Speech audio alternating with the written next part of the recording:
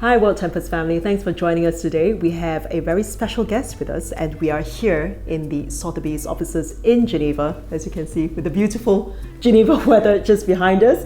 But even if the weather outside isn't perfect, here we have some beautiful watches that will keep the conversation and the environment spicy hot. So I'm here with Manon Egi, who is based in Geneva as the private sales director. And these are a perfect little selection, just a little capsule look at some of the watches that will be headlining the May 14th sale of important watches by Sotheby's, happening on, once again, May 14th at the Mandarin Oriental. Let's go to this watch, the Audemars Piguet Royal Oak, which I think most people are familiar with. But tell us a bit more about what makes this particular model so special.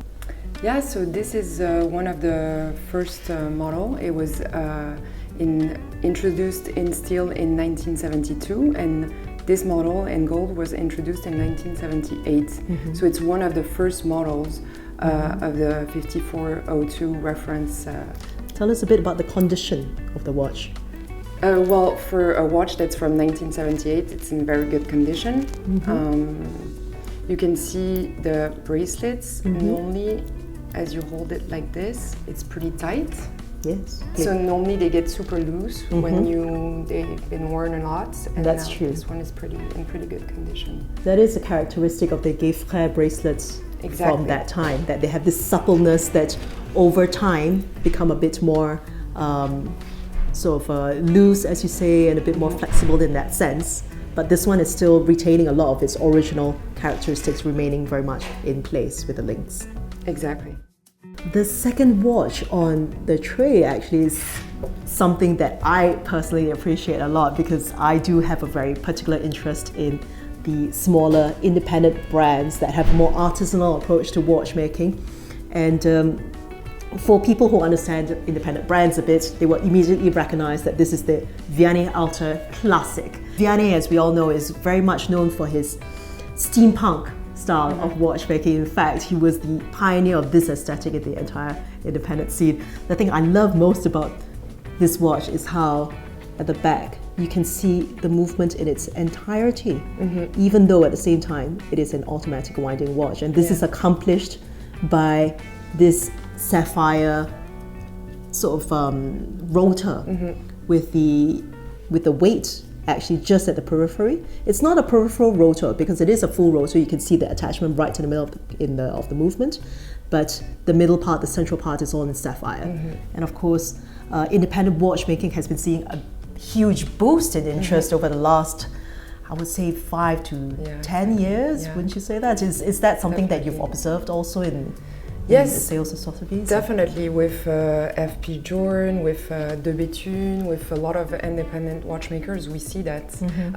The only thing is it's very hard to find them, just because they have such a small production that usually most of the collectors hold on to them. Yes, so and I think hard that to find some. There's always so much passion around independent watchmaking. Maybe around some of the sort of the bigger brands or the more familiar, popular models. There is a sort of maybe an investment sort of mindset, but I would say up till now, as far as I've observed, towards independent watchmaking, they're still mainly driven by passion. Yeah, definitely. And they have their own DNA, so it makes it very unique, each one of them. Like I was thinking about Recep also, that is going very strong right now. I mean, they all have their own specialties, and I mean, it's great that more and more independent watchmakers are coming up. Now on to something a little different. The watch in the middle, which I know has caught everyone's eye because of how beautiful and sparkly it is. Now everyone knows about the Rainbow Daytona, but there is something quite specific and special about this particular model. Yeah. Well, this is the first model that was introduced in yellow gold in 2012. Exactly. And then they had the white gold version, and finally the rose gold version. So this is one of the first one. Absolutely. Because it's from 2012 as well. I remember when this was presented at Basel World, it was actually a very divisive watch in 2012. I immediately fell in love. For me, it was the minute I saw it, it was coup de cœur for me. It was just so it was such a joyous watch, you know. You knew that the people at Rolex were really enjoying it, were having fun with this watch. What people may not realize is how much work it actually takes to assemble all these multicolored stones in this very, very particular sort of arrangement, so that, you know, when you look at it all from far or close up, you really like feel yourself immersed in the multicolored halo of stones, like we say. It's a wonderful contrast with the black dial, and crystalline gold counters are something else, something subtle that you don't really see everywhere at all. And a few years later, after 2012, people suddenly realized that, oh my goodness, the Rainbow Daytona. Yeah, true. That's when they fell in love. It took a while. For some people it was immediate. For some others it was like it grew on them. And do you remember when the Rainbow Daytona first started making all these like enormous sales, prices started going up in the second-hand market, and there was a fun time. I don't know if it's an info that I should give, but I sold one for private sale for 650,000 not too long ago. So yeah, it was the rose gold version, but so yeah, I think now the prices have dropped a little bit, but it's still crazy. going strong. Yeah, it is very strong. So a couple months ago, you could still get one of these for 600,000. So, you know, do you imagine? Because I think the retail price is like 90 or less than 100,000 now. Well, that's the magic of Rolex right there. Exactly. It's a small 5-letter word, just 2 syllables, but it carries so much weight. Let's move on to something completely different. Once again, I have to say, this is a fine selection we've put together. Yeah, true. Everything different, everything with something special to mention. And we have here something that's obviously highly decorated. We can see at a glance that because it's a pocket watch, it's probably not a modern timepiece. No, it is from 1850. So it is from the brand Bovet. Yes. Historic brand founded in 1822. Exactly. And they were very much known for these highly decorated pocket watches, weren't they? Yeah, and definitely. Look at the detail on that. So it's miniature enamel. Miniature painting. Exactly. Beautiful. And do we know where or for who this watch was made? I'm not sure we have this type of information, unfortunately. It's a single owner cell, so... That's interesting. What does that mean, just for the audience members who don't understand? It means that it's one collector who has... It's all his collection that he's selling at one time, so we made it one single owner cell. So this is clearly someone who had a lot of knowledge, a lot of interest in antique watches, and who's assembled something of amazing character and value. I mean, just to look at one example from this collection, and we can see the amount of artisanal technique that went into this watch. I mean, confer enamel is first of all something that's becoming more well known, we could say, but it's still quite rarely practiced. It's still a very rare art. It's not practiced like everywhere. You need really, really specialized training. And miniature painting, I would say, is one of the most challenging techniques of confer émail.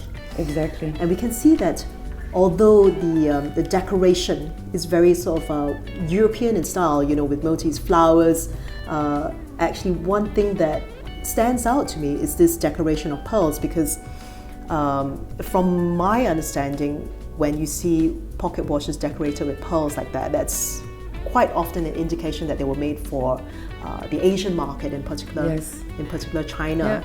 And we do know that much about this. I'm just going to turn it over because you can see that although we have this amazing decorated back, which shows off the artisanal techniques that were really strong and still are in the company Bovet that carries the name today.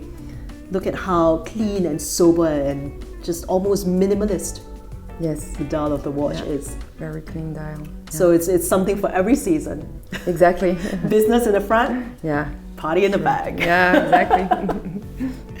Right, let's move on to the last but certainly not least watch that we have up for discussion. Manon, I know this is something that you particularly appreciate, and you pointed it out to me and said this is going to make a splash. Well, I think nowadays everyone knows the Nautilus by now, but this one is the one they introduced in 2017, and it is one of the most complicated Nautilus because it has a perpetual calendar. So the perpetual calendar, for people that don't know what it is, it has the indication of the leap year. So it means that it will recognize the month of February going 28, it will go to the 29. So it's a very nice complication. It's one of the grand complications of traditional horology, in fact. Yeah, exactly. And to have it in such a thin caliber, I think is even more romantic and nicer. I'm just going to try it on just because I love it. So. Of course, this one that's is what definitely, we're here for. Yeah, one of my favorite, but I think the diameter is 40 millimeter, it's super comfortable. And as you said, even on the wrist, it sits super slim. Exactly, yeah. Perfect for wearing under a sleeve. Exactly, yeah, definitely. It seems quite heavy when you're picking up to put it on. It's not what material does it come in? White gold. So it's pretty heavy. I think it was the first one that was introduced also in white gold with the perpetual calendar, of course. Do you remember the last time that you had one of these on sale? This reference in particular, or I think probably in May. Yeah, in our May sale. Yeah, they come up not so often, but we can see one at least in one of our sales worldwide. Yeah. For more information, all you have to do is to log on to, just type in Sotheby's important sale, May 14th, because I believe the catalog has already been published. Exactly, yeah. So you have all the information on Sotheby's.com. Including full details, full estimates, whatever you need to register and get bidding on one of these super cool pieces. Well, Manon, thank you so much for your time today. Thank you. And we're looking forward to the sale, and good luck for the hammer when the hammer falls. Thanks so much for joining us, WorldTempus family, and we will see you very soon.